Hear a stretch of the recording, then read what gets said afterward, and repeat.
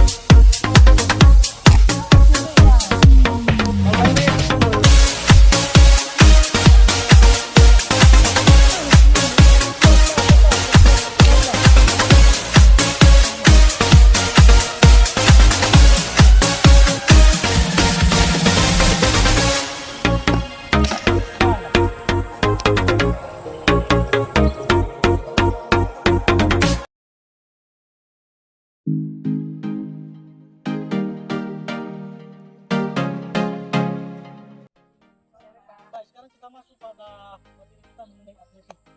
Jadi atletik adalah merupakan salah satu cabang olahraga tertua ini.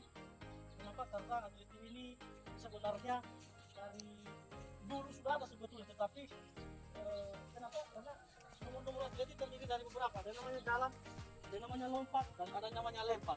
Tapi untuk materi kita sore ini adalah mengenai lompat. Jadi lompat terbagi beberapa jenis, ada lompat jalan, lompat jangkit, ada lompat tinggi, dan lompat jauh. Cuma materi yang kita bahas adalah mengenai lompat jauh. Jadi yang namanya lompat jauh itu adalah bagaimana atau salah satu cara untuk memindahkan tubuh atau badan dari satu titik ke titik yang lain. Ya.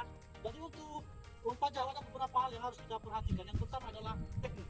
Jadi di dalam lompat jauh itu ada 4 teknik yang harus kita lakukan. Yang pertama adalah awalan, yang kedua adalah tolakan, yang ketiga sikap badan di udara, dan keempat sikap mendarat.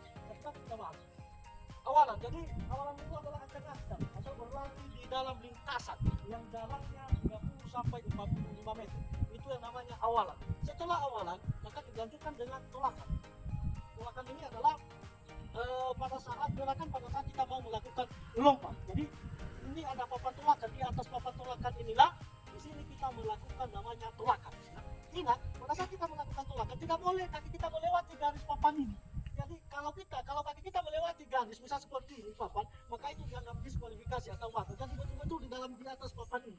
Ya, di situ kita melakukan tolakan. Setelah tolakan maka sikap badan di udara. Sikap badan di udara tergantung karena dalam lompat jauh ada 3 gaya. Ada gaya jongkok, ada gaya berjalan di udara, dan ada gaya melentik. Tapi untuk sore ini gaya yang kita lakukan adalah gaya jongkok. Itu yang kita lakukan nanti. Setelah itu ada yang disebut dengan mendarat. Posisi kita pada saat jatuh di bak pasir. Jadi pada saat kita jatuh di bak pasir atau pada saat kita mendarat, diusahakan supaya badan ini kita bawa ke depan. Karena kenapa? Karena untuk mengukur daripada hasil lompat jauh itu diambil dari bagian tubuh yang paling belakang. Jelas? Jadi biar kita peragakan bagaimana caranya.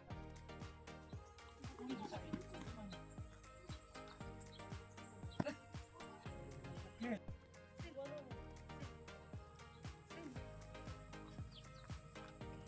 Oke, mantap sekali. Oke, lagi.